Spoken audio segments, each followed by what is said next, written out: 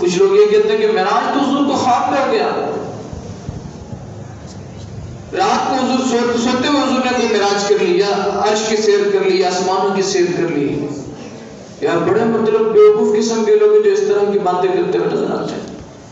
آپ مجھے ایک بات بتائیں، جو کام آپ کے ساتھ خواب میں ہو، آپ کو بھی خواب میں 1 کروڑ روپے دے کے چلے جائے، کیا اگلے دن آپ صبح اٹھ کے اس کو بینک میں جمع کرانے جاتے ہیں؟ آپ کو کسی نے 1 کروڑ روپے خواب میں دیا، آپ نے اس کو آپ کے پاس وہ بیگ 1 کروڑ روپے کا کوئی حضرت آیا خواب میں، کہا یہ لو بھی میری طرف سے 1 کروڑ روپے، آپ سو رہے ہیں، صبح اٹھ کے بیوی کو بتا رہا ہے یار وہ کدھر ہے، وہ آج تو میں نے خواب میں 1 کروڑ روپے مجھے ملا، اور صبح اٹھ کے آپ فوراً بینک العبید چلے جائیں، دوسرے بینک چلے، اپنا حضرت ہے مینیجر صاحب یہ جو ہے نا بینک ہے، بینک کے اندر 1 کروڑ روپے خواب میں مجھے ملا ہے، ذرا بینک میں جمع تو کرا۔ تو وہ جو ہے نا بینک مینیجر پھر سیکورٹی گارڈ کو بلا کے آپ کو جوتے لگوائے گا۔ خواب میں ایک بات ہو رہی ہے، لیکن اللہ قرآن کے اندر اس کا ارشاد فرما رہا ہے، سبحان الذی اسریٰ، پاک ہے وہ ذات جس نے اپنے محبوب کو سیر کرایا۔ آپ دیکھیں تو صحیح، معراج کی جو تاریخ بیان کی گئی ہے نا، اور عقائد نسوی کے اندر علامہ تفتزانی علیہ رحمہ، یہ وہ عقائد نسوی و کتاب ہے جس کو تمام پڑھتے ہیں۔ علم الکلام، علم العقیدہ کی سب سے بہترین کتاب، اور سب سے تمام مدارس کے اندر پڑھائی جانے والی کتاب۔ علامہ تفتزانی علیہ رحمہ آج کے بزرگ نہیں، وہ لکھتے ہیں کہ معراج کس کو کہتے ہیں؟ آپ فرماتے ہیں کہ بیداری میں اپنے جسم کے ساتھ آقا علیہ الصلوۃ والسلام کا مسجد حرام سے مسجد اقصیٰ، پھر پہلے آسمان، دوسرے آسمان، تیسرے آسمان، چوتھے آسمان، یہاں تک کہ عرش، اور پھر جہاں تک رب نے چاہا وہاں تک جانا، دیدار کرنا، پھر واپس آنا، یہ معراج ہے۔ جسم کے ساتھ جانا، جسم کے ساتھ جانا، روح کے ساتھ نہیں، صرف روح سیر کرنی نہیں۔ اللہ تبارک و تعالیٰ قرآن کے اندر ارشاد فرما رہا ہے، اور قربان جائیں کہ رب تبارک و تعالیٰ معراج کا ذکر کن الفاظوں کے ساتھ استعمال کر رہا ہے، کن لفظوں کے ساتھ شروع کر رہا ہے۔ یہ رب کا بڑا عجب انداز ہے۔ آپ دیکھیں کہ جب اس نے مصطفیٰ آقا علیہ الصلوۃ والسلام کی تعظیم کی بات آئی، جب حضور کی بات آئی، تو رب تبارک و تعالیٰ نے اپنے ذکر سے شروع کیا، کہا سبحان الذی، پاک ہے وہ ذات۔ اچھا، سبحان سے شروع کیا۔ علماء لکھتے ہیں کہ سبحان کا جو لفظ ہے ایک موقع پہ یہ قسم کے لیے استعمال ہوتا ہے۔ کس کے لیے استعمال ہوتا ہے؟ قسم کے لیے استعمال ہوتا ہے۔ اور آپ کو اور مجھے، ہمیں پتہ ہے کہ کتنی حدیث ہم نے سنی ہے کہ آقا علیہ الصلوۃ والسلام فرماتے ہیں کہ ابو ہریرہ روایت کرتے ہیں کہ جس شخص نے ایک دن میں 100 مرتبہ پڑھا سبحان اللہ بحمدہ، تو اللہ تبارک و تعالیٰ اس کے تمام گناہ معاف فرما دیتا ہے۔ یہاں تک کہ میرے آقا علیہ الصلوۃ والسلام کی حدیث ہے، فرمایا 2 کلمے زبان پر بھاری ہیں، 2 کلمے زبان پہ بڑے ہلکے ہیں، 2 کلمے زبان پر کیا ہے؟ بڑے ہلکے ہیں، میزان پہ بڑے بھاری ہیں، پڑھنے میں ہلکے، لیکن جب نامہ اعمال تولا جاتا ہے، میزان پر اس کو تولا جاتا ہے تو پھر بہت بھاری ہے۔ پوچھا گیا وہ کون سے کلمے؟ فرمایا گیا سبحان اللہ بحمدہ سبحان اللہ العظیم۔ قربان جائے، اس لفظ کے ساتھ اللہ تبارک و تعالیٰ معراج کا سفر شروع کر رہا ہے، سفر نامہ شروع کر رہا ہے۔ کیا شروع کیا؟ کہا سبحان الذی، پاک ہے وہ ذات جو لے کر گیا۔ اچھا، بات تو یہ جو لوگ انکار کرتے ہیں معراج کا کہ آقا علیہ الصلوۃ والسلام کو معراج نہ ہوئی، معاذ اللہ سبحان اللہ، یہ جسمانی نہیں تھا، یہ نہیں تھا، وہ یہ نہیں تھا۔ مزے کی بات تو تب ہوتی کہ دعویٰ معراج حضور خود کرتے ہیں۔ بات سے ہمارے علمی نقطہ بیان کرو، سمجھے گا تو بات تو یہ ہوتی کہ حضور آگے کہتے ہیں میں معراج پہ گیا، میں خود گیا معراج پہ، نہیں، دعویٰ تو حضور کا ہے نہیں۔ قربان جائے، آقا علیہ الصلوۃ والسلام تم میں ہانی کے گھر پہ آرام فرما رہے ہو، مجھے جانا ہو دعوت پہ، مجھے جانا ہو دعوت پہ، تو میں سو گئے دعوت کی تیاری کروں گا، بولے نا، میں سو گئے دعوت کی تیاری کروں گا۔ کلیم تو وہ ہے جو آگے کہے کہ مولا اپنا دیدار کرا، خلیل وہ ہے جو کہے کہ مولا میں چاہتا ہوں کہ تیرا دیدار کروں، اور حبیب وہ ہے کہ جس کو حضرت جبرائیل کہہ کے بھیجے کہ بھائی آ لے کر، میں چاہتا ہوں کہ میں اپنے حبیب کا دیدار کروں۔ کلیم اور حبیب نے بہت فرق، حبیب تو آرام کر رہا ہے، سکون کر رہا ہے۔ بعثت کا 11واں سال ہے، آقا علیہ الصلوۃ والسلام کی نبوت کا 11واں سال ہے۔ ہجرت کے 2 سال پہلے آقا علیہ الصلوۃ والسلام تھک ہار کر کفار نے جو ظلم کیا، کفار نے جو آپ پر مظالم کے پہاڑ توڑے، آپ تھک ہار کر پریشان ہو گئے، کیونکہ بعثت کے 10ویں سال حضرت ابو طالب آپ کے چچا کا بھی انتقال ہو جاتا ہے، اور آپ کی زوجہ محترمہ سیدہ خدیجہ کا بھی انتقال ہو جاتا ہے۔ اس غم میں بھی آپ ہیں۔ پھر 11واں سال شروع ہوتا ہے، کیونکہ بعثت کے 11ویں سال آقا علیہ الصلوۃ والسلام کو رب معراج عطا فرماتا ہے۔ 11واں سال شروع ہوتا ہے، تکالیف کے سال ہے، مشقت کے سال ہے۔ آقا علیہ الصلوۃ والسلام مشقت کی زندگی گزار رہے ہیں۔ اب ہوتے ہوتے رجب کا مہینہ آتا ہے، 27 تاریخ آتی ہے۔ 27 تاریخ آنے کے بعد آقا علیہ الصلوۃ والسلام اپنے روٹین کے مطابق عشاء کی نماز کے بعد آپ چلے جاتے ہیں ام ہانی کے گھر۔ کس کے گھر چلے جاتے ہیں؟ ام ہانی، اپنی چچا زاد بہن حضرت ام ہانی کے گھر چلے جاتے ہیں۔ اب جب ام ہانی کے گھر جاتے ہیں، آقا علیہ الصلوۃ والسلام عشاء کی نماز کے بعد آرام فرماتے ہیں، سو جاتے ہیں۔ ام ہانی خود کہتی ہے کہ خدا کی قسم میں نے حضور کے جسم کو اپنے گھر پہ نہیں پایا، اپنے حضور کے جسم کو میں نے اپنے گھر پہ نہیں پایا۔ آپ آرام فرماتے ہیں، یہاں رب تبارک و تعالیٰ ارشاد فرماتا ہے جبرائیل ذرا جاؤ تو صحیح، مجھے اپنے محبوب کا دیدار کرنا ہے۔ یہ بڑی بات ہے۔ دعوت کے مختلف طریقے ہوتے ہیں۔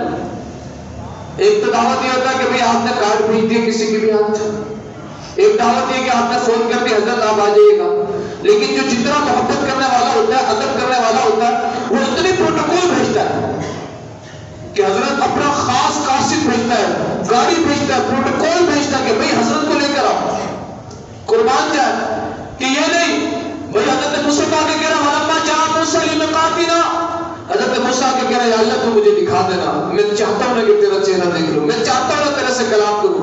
اللہ فرمانا لن ترانی، اے موسیٰ تو مجھے دیکھ نہیں سکتا۔ وہ تو وہاں آ کے دعا مانگ رہے ہیں، اور میرے حضور نے کوئی دعا بھی نہیں مانگی، میرے حضور نے کوئی خواہش کا اظہار بھی نہیں کیا۔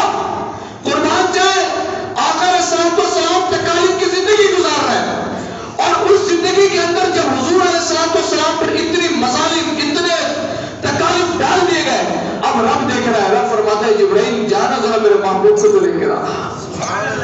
اپنا خاص قاصد حضرت جبرائیل علیہ السلام کو اپنے ام ہانی کے گھر بھیجا۔ اچھا بھائی جائے کیسے، لے کر کیسے؟ علماء لکھتے ہیں، محدثین نے لکھا ہے، میرے رب نے حضرت جبرائیل کو ارشاد فرمایا ہے جبرائیل آپ ایسے جانا کہ آقا علیہ السلام کی نیند میں خلل بھی نہیں آنا، حضور کی نیند میں خلل بھی نہیں آنا، آقا علیہ السلام کی نیند میں ذرا سی خلل نہیں آنی چاہیے۔ کہا جائے کیسے؟ کہا اس طرح جاؤ کہ آپ ڈائریکٹ چھت سے زمین، آپ آسمان سے گیٹ نہیں کھٹکھٹانا ہے، گھر پہ جا کے گیٹ نہیں کھٹکھٹانا ہے، خلل نہیں پیدا کرنا، بلکہ چھت سے ڈائریکٹ اندر داخل ہونا ہے۔ اب اندر داخل ہوئے، آقا علیہ السلام آرام فرما رہے ہیں، حضور آرام فرما رہے ہیں، یار کیا بات ہے، عطا دیکھیں۔ ایسے تو حضور کی عادت طیبہ یہ تھی کہ پوری پوری رات جاگتے تھے۔ اللہ فرمانا یا ایھا المزمل قم اللیل الا قلیلا، اے محبوب کیا ہو گیا کہ آپ پوری پوری رات کیوں جاگتے ہیں؟ تھوڑا سا زیادہ کریں، آرام فرمایا کریں، لیکن قربان ہے جس رات معراج ہو رہی ہے اس رات آپ سب سے پہلے سو جا رہے ہیں، جس رات معراج ہونا ہے اس رات آپ جاگ نہیں رہے بلکہ سو جا رہے ہیں۔ میں ایک ہی لفظ کہتا ہوں، یہ میلاد بھی آقا علیہ السلام کی ایک ادا ہے، معراج بھی آقا علیہ السلام کی ایک ادا ہے۔ میلاد بھی حضور کی ایک ادا کا نام ہے، معراج بھی حضور کی ایک ادا کا نام ہے۔ جب آقا علیہ السلام زمین پہ ہم جیسے لوگوں کی بگڑی بنانے آتے ہیں، امت خدا کی اور اپنی امتیوں کی بگڑی بنانے آتے ہیں، تو اس کا نام میلاد ہو جاتا ہے۔ اس کا نام کیا ہو جاتا ہے؟ میلاد۔ اور جب ہم گناہگاروں کو رب بخشوانے جاتے ہیں، آقا علیہ السلام اپنے رب کی بارگاہ میں بخشوانے جاتے ہیں، تو اس کا نام معراج ہو جاتا ہے۔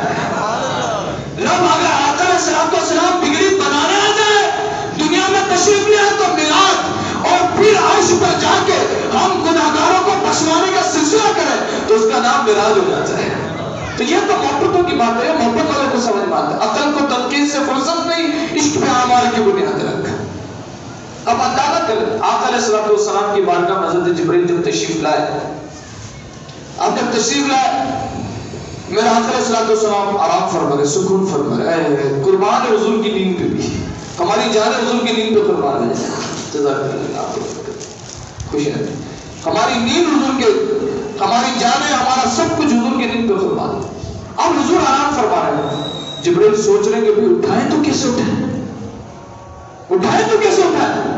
آواز دے کے تو اٹھایا نہیں جا سکتا، ہلا کے تو اٹھایا نہیں جا سکتا. اب دل میں سوچ رہے ہیں. میرا رب ارشاد فرما رہا ہے اے جبرائیل ہم نے تجھے اتنے پیارے پیارے ہونٹ کس لیے دیے؟ یہ کسی لیے مشک عمر سے بہترین ہونٹ تمہیں عطا کیے گئے. یہ ہونٹ آقا علیہ الصلوۃ والسلام کے پاؤں مبارک پہ لگاؤ. حضور کے پاؤں مبارک پر آپ ہونٹ لگاتے ہیں، اس کی گرماہٹ سے حضور اٹھتے ہیں. اب قربان جائے کہ یہاں سے سفر شروع ہوتا ہے. اب سفر کا سلسلہ دیکھیں کہ رب تبارک و تعالیٰ، سمجھ آ رہی ہے بات یا نہیں آ رہی ہے؟ اللہ تبارک و تعالیٰ نے حضرت جبرائیل کو بھیجا، پروٹوکول کے ساتھ بھیجا، گاڑی بھی اپنی طرف سے بھیجی، براق. جب اللہ تبارک و تعالیٰ نے جبرائیل کو کہا نا کہ سواری یہاں سے لے کے جاؤ، تو سواری تو بہت ساری تھی، بہت ساری سواری تھی، کسی کو بھی حضرت جبرائیل لے جاتے ہیں. لیکن براق جو ہے نا، براق وہ اکیلے میں نا رو رہا ہے، بے انتہا رو رہا ہے، بے انتہا رو رہا ہے. حضرت جبرائیل اس کے پاس گئے، کیونکہ ڈھنگ آ گیا تھا نا. جس کو ڈھنگ آ جاتا ہے نا مانگنے کا، تو رب اس پہ کام فرماتا ہے. یہ مانگنے کے ڈھنگ ہوتے ہیں، نعمتیں لینے کے ڈھنگ ہوتے ہیں. اب وہ براق سائڈ میں کھڑا ہو کے رو رہا ہے.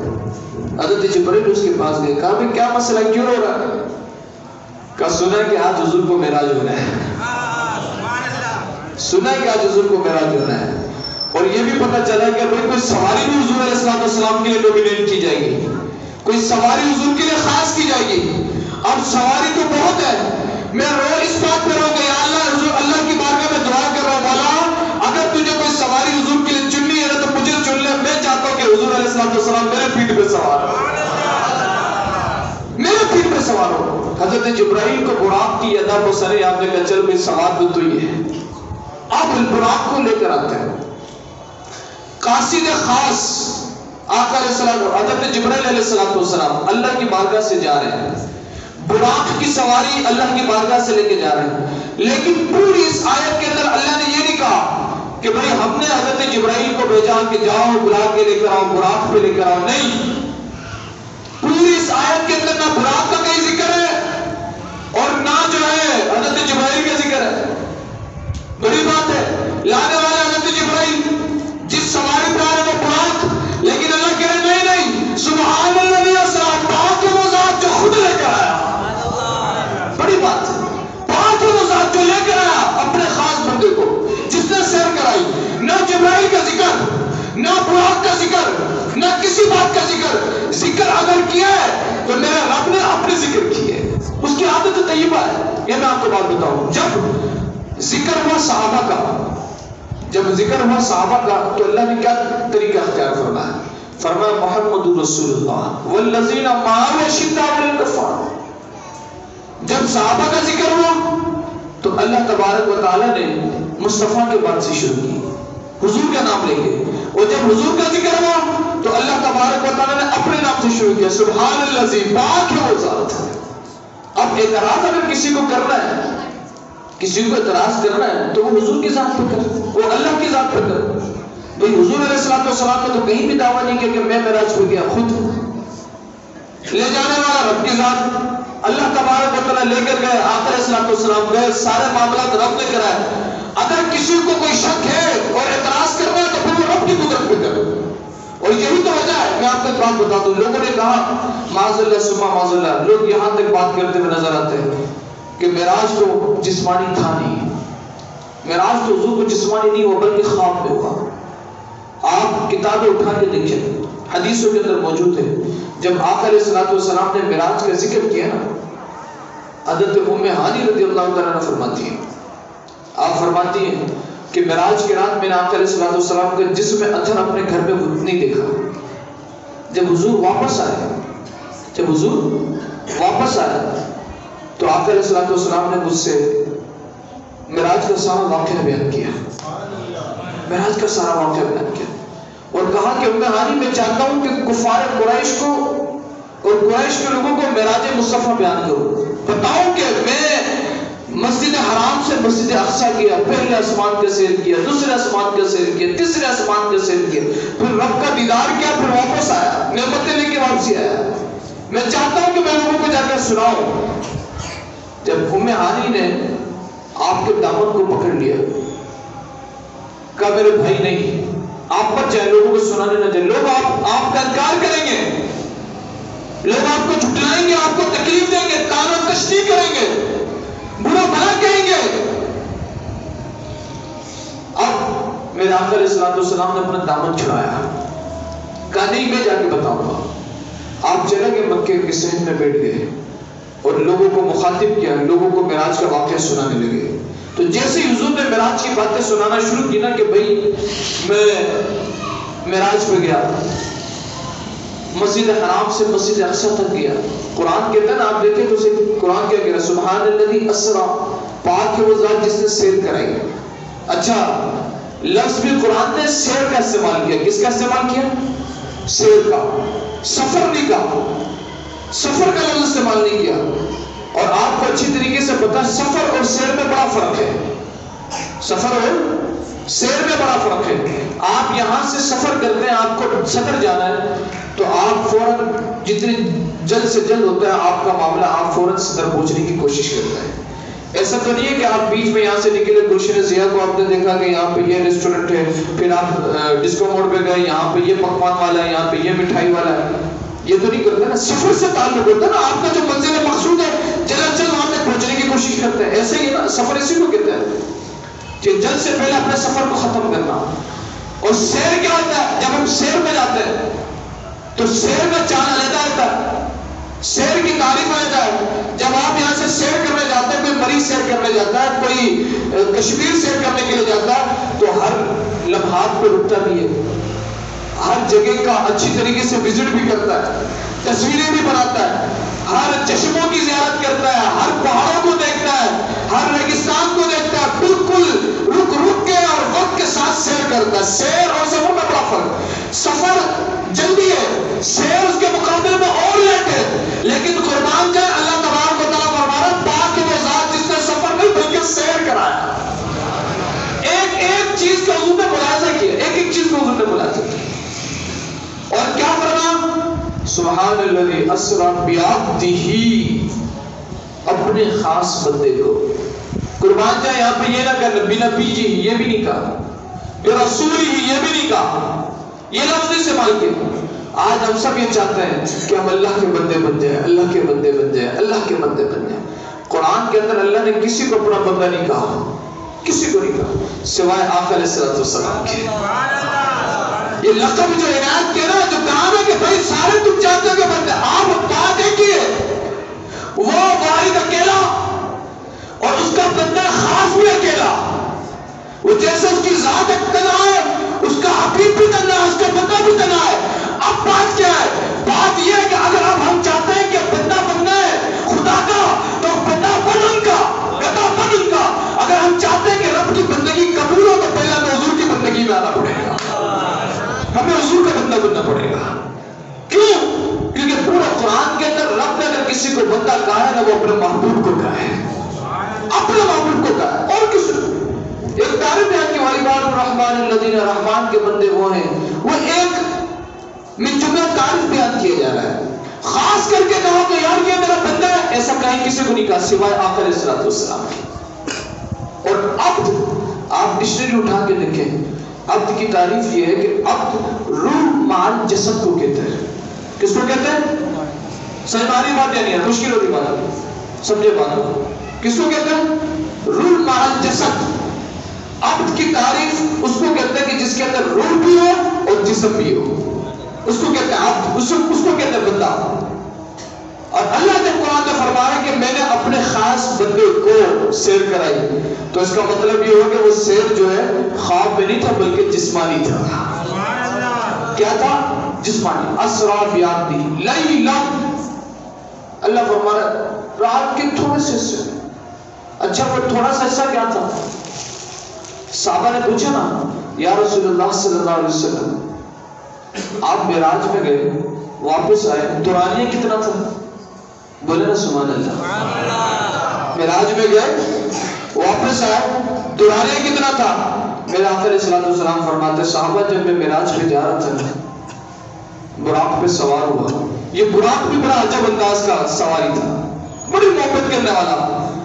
جب براق تیار ہوا نا آقا علیہ السلام جب اس پہ جلوہ افروز ہونے لگے, آپ نے جب بیٹھنے کی چاہت کی کہ میں اس پہ بیٹھوں تو یہ اچھلنے لگا, یہ اچھلنے لگا, جھولنے لگا, کبھی ادھر ہلتا کبھی ادھر, اور بلند بلند اچھلتا. یہ حضرت جبرائیل نے اس کے اوپر ایک تھپکی لگائی اور کہا کیا ہو گیا کھایا کر, تجھے پتا نہیں ہے رحمت للعالمین جس پہ جلوہ افروز ہونے والے ہیں. تو فوراً خاموشی کے ساتھ کھڑا ہو گیا, کہا میں تو جھوم اسی لیے رہا تھا کہ مجھے اپنی قسمت پہ ناز آ رہا ہے کہ میں حضور کی زیارت کر رہا ہوں, حضور کا دیدار کر رہا ہوں, اور میں اپنی قسمت پہ ناز کر رہا ہوں کہ حضور اب مجھ پہ تشریف فرما ہونے والے ہیں.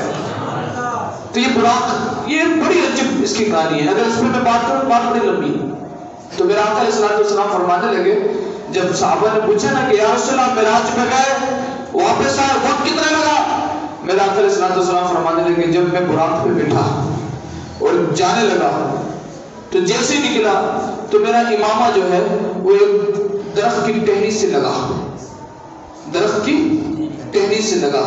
اچھا درخت کی ٹہنی سے لگا, وہ ٹہنی ہلنے لگا, وہ ٹہنی کیا ہونے لگی؟ ہلنے لگی.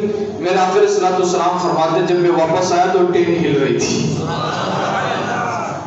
وہ ٹہنی جس وقت حضور نے معراج کیا نا مسجد حرام سے مسجد اقصی کا سفر, اس وقت سواری کے اندر 3 ماہ کی مسافت, مسلسل اگر سواری چلے تو لکھتے مورخین کہ 3 ماہ لگتے تھے. کتنا لگتا تھا؟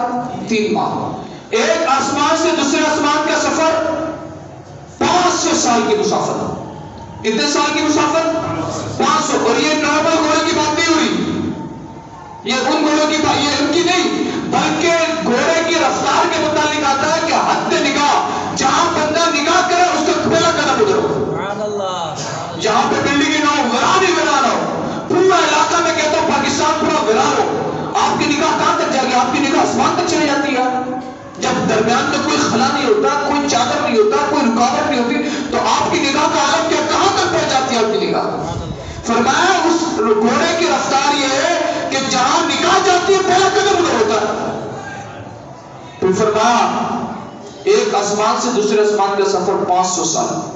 500 سال میں وہ گھوڑا جس کے رفتار کا عالم یہ, دوسرے آسمان سے تیسرا آسمان 500 سال, تیسرے سے چوتھے 500, پانچویں سے چھٹے 500, چھٹے سے ساتویں 500, یہ سال. اس کے بعد پھر عرش, کرسی, جنت کی سیر, دوزخ کی سیر, اور اتنا ڈیٹیل میں حضور نے ملاحظہ فرمایا کہ آقا علیہ السلام فرماتے ہیں کہ جب میں جنت سے گزر رہا تھا تو میرے خوبصورت محلات دیکھے, گنبد نما محلات دیکھے, موتیوں کے جڑے ہوئے محلات دیکھے. میرے آقا علیہ السلام نے حضرت جبرائیل سے پوچھا لمن ھذا یا جبرائیل, اے جبرائیل یہ کس کے لیے ہے؟ یہ جنت کے اتنے عمدہ محلات, گنبد نما محلات, یہ کس کے لیے ہے؟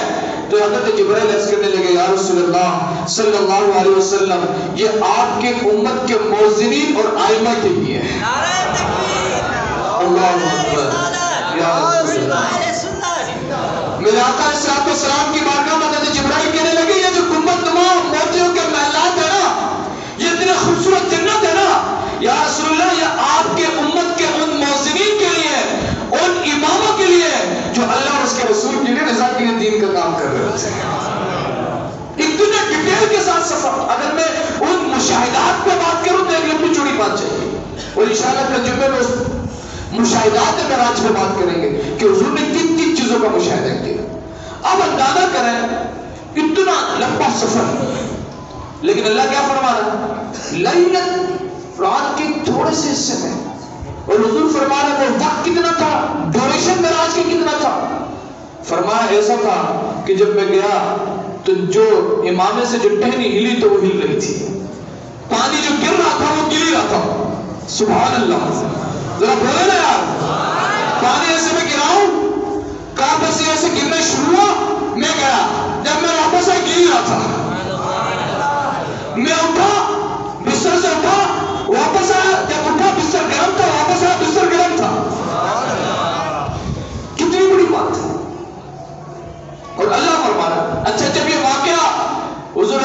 والسلام نے بیان فرمایا نا، بات سمجھیے، عقل سے تھوڑا توڑا جاتا ہے. جب حضور نے یہ واقعہ بیان کیا نا تو کئی صحابہ، یہ میں آپ کو بات بتا دوں، کئی صحابہ، کئی کلمہ گو جنہوں نے کلمہ رسول اللہ کا پہلے پڑھا ہوا تھا، انہوں نے یہ واقعہ معراج سن کے کفر اختیار کر لیا، مرتد ہو گئے، انکار کر دیا، کہا نہیں نہیں یہ کیسے ہو سکتا ہے، ہماری عقلیں قبول ہی نہیں کرتی اس کو. ایسے کیسے ہو سکتا ہے کہ اتنے سے وقفے کے اندر حضور معراج کے سفر کر کر آ جاتے ہیں، مسجد حرام سے مسجد اقصی، مسجد اقصی سے آسمانوں کا سیر، عرش کا سیر، پھر اللہ سے ملاقات، پھر واپس آ جاتے ہیں. اور سفر کا وقت یہ ہے کہ ٹہنی ہل رہی ہے، پانی گر رہا ہے اور بستر گرم ہے. کہ یہ عقل کو نہیں سمجھ آتی.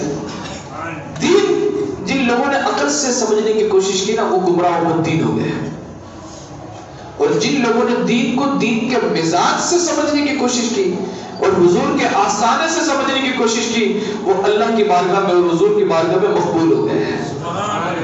اب جب وہ صحابہ مرتد، مورخین نے لکھا ہے، آپ مجھے ایک بات بتائیں، خواب کا کوئی معاملہ ہو، کوئی بندہ خواب میں کلمہ کفر پڑھے تو کیا مفتی صاحب اس کو بولیں گے تو کافر ہو گیا؟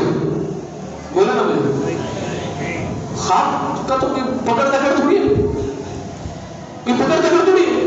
اگر معراج خواب کا ہوتا ان بیوقوفوں سے میں پوچھنا چاہتا ہوں، اور حدیثوں کے اندر لکھا ہے، بخاری کی حدیثیں اٹھا کے دیکھیں، تفسیر قرطبی اٹھا کے دیکھیں، ابن کثیر اٹھا کے دیکھیں، صاحب ابن کثیر نے لکھا کہ کئی ایسے لوگ جنہوں نے کلمہ پہلے پڑھا تھا وہ کافر اور مرتد ہو گئے، گمراہ ہو گئے معراج کا انکار کر کے.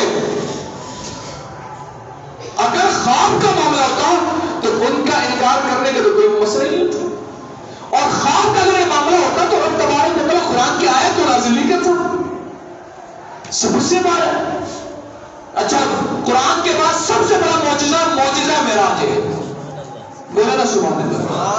قرآن کے بعد سب سے بڑا معجزہ کون سا ہے؟ معراج مصطفیٰ کا معجزہ. اچھا معجزہ کہتے ہیں کس کو؟ معجزے کی تعریف کیا ہے؟ معجزے کی تعریف یہ ہے کہ نبیوں سے ایسے کام کا ظہور ہونا، انبیاء سے ایسے کام کا ہونا جو عقل جس کو تسلیم نہ کرتی ہو. عقل جس کو، عقل میں جو بات نہ آئے وہ کام انبیاء سے ظاہر ہو جائے. اب عقل تو اس بات کو تسلیم نہیں کرتی کہ یہاں سے صدر کا سفر بھی لمحہ پر ہو جائے. تسلیم کرتی ایک لمحے کے اندر، آنکھوں کے پلکوں کے جھپکنے سے پہلے صدر کا سفر ہو سکتا ہے؟ نہیں ہو سکتا. لیکن ان لوگوں نے، جو لوگ معراج کا انکار کرتے ہوئے نظر آتے ہیں، انہوں نے پتہ نہیں دین کہاں سے سیکھا، کہاں سے سمجھا. انہوں نے قرآن میں وہ واقعہ نہیں سنا حضرت سلیمان علیہ السلام کا، حضرت عاصم بن برخیہ کا، کہ جب حضرت سلیمان نے کہا قال یا ایوب ایکم یاتینی بعرشہا، پوری مجلس لگی ہے، حضرت سلیمان فرما رہے کون ہے جو ملکہ بلقیس کا تخت میرے پاس حاصل کرے. قرآن کے الفاظ ہے. آپ ہی حافظ صاحب قرآن کے آیتیں ہیں، یہ سمجھ ہے نا، قرآن کے الفاظ ہے کہ بھائی کون ہے جو ملکہ بلقیس کا تخت حاصل کرے. تو ایک جن، اللہ قرآن میں فرماتا ہے قال عفریت من الجن، ایک بڑا خبیث جن، دیوس پاک جن، وہ کھڑا ہوا. اس نے کہا حضرت آپ مجھے اجازت دیں، میں وہ ملکہ بلقیس کا تخت آپ کے پاس لے آؤں گا آپ کی مجلس کے ختم ہونے سے پہلے. مجلس کے، دیکھیں آج جو ہے نا بات چل رہی ہے سبحان اللہ کی. کس کی بات چل رہی ہے؟ سبحان اللہ. اس نے معراج مصطفیٰ کے بیان سے پہلے کہا سبحان اللہ، سبحان اللہ. تو آپ کے نا ہر لفظ سے نکلنا چاہیے سبحان اللہ، بالکل، کیونکہ حضور کی معراج کی بات ہو رہی ہے، کوئی عام بات ہے. آج تو آقا علیہ السلام کو اللہ تبارک و تعالیٰ نے معراج عطا کیا ہے، اور اگر ہم بھی چاہتے ہیں کہ ہماری زندگی میں معراجوں میں تبدیل ہو جائے اور ہماری دنیا اور آخرت کی زندگی کو بھی معراج رکھ جائے، تو ہمیں چاہیے کہ پھر حضور کے معراج پر فنا ہو جائے، ہاں حضور کی قدموں میں گر جائے. اب ہم اندازہ کریں ملکہ بلقیس کا تخت، وہ جن کہتا ہے کہ حضرت میں آپ کے پاس لے کر آتا ہوں آپ کی مجلس کے ختم ہونے سے پہلے. آپ کی مجلس کے متعلق علماء نے لکھا ہے کہ آپ کی مجلس کا جو دورانیہ تھا، ایک روایت کے مطابق فجر سے ظہر، دوسرے روایت کے مطابق فجر سے عصر. چلے ہم سب سے لمبا وقت لے لیتے، لمبی دورانیہ لے لیتے، فجر سے عصر. لیکن بلقیس کا تخت کدھر ہے؟ اس کو بھی سمجھنے کی ضرورت ہے۔ بلقیس کا تخت حضرت سلیمان علیہ السلام کی مجلس سے 3 ماہ کی دوری پر ہے۔ جہاں حضرت سلیمان علیہ السلام تشریف فرمائے 3 ماہ کی دوری۔ اچھا تخت کوئی چھوٹا موٹا نہیں ہے کہ بس ایسا ہاتھ پہ لے کر آ جائے، نہیں، تخت اتنا بڑا کہ اٹھانے کے لیے 40 سے 80 افراد درکار ہے۔ 60 کے الفاظ آئے، 80 کے الفاظ آئے کہ اتنے افراد درکار ہیں۔ اچھا تخت کوئی ایسا بھی نہیں کہ پڑا ہوا تو لے کے آ جائے، بلکہ 60 کفل کے اندر بند، جیسے ایک ڈبہ ایک ڈبے کے اندر، دوسرے کے اندر تیسرا، تیسرے کے اندر چوتھا، 60 محلوں کے اندر بند، ایک محل کے اندر بھی سیکورٹی گارڈ، دوسرے کے اندر بھی سیکورٹی گارڈ، تیسرے کے اندر بھی سیکورٹی گارڈ۔ اتنی آزمائشوں میں تخت ہے، جن کھڑا کے بولے حضرت میں لے آتا ہوں آپ کی مجلس ختم ہونے سے پہلے، میں لے آتے بات بن جاتی۔ 3 ماہ کا دورانیہ تھا، مجلس کے ختم ہونے سے پہلے آیا تو بھی شکر کرنا چاہیے تھا۔ یا اللہ تیرا شکر ہے میں آ تو رہا، اکیلا بندہ لے کر آ رہا ہے، اکیلا ایک جن لے کر آ رہا ہے۔ کہا نہیں، لوگ کہتے ہیں کہ یار جن ہے نا، جن کو تو ہم دیکھ نہیں سکتے نا، یہ تو جن لے کر آئے نا، جن کی بڑی بات ہے نا، جن کی طاقت کو مانتا ہوں، معاذ اللہ نبی کی طاقت کو نہیں مانتا۔ ان کے نظریات یہ ہیں، جن کی طاقت کو مانے گے کیوں، چماٹے بھی مارتا ہے۔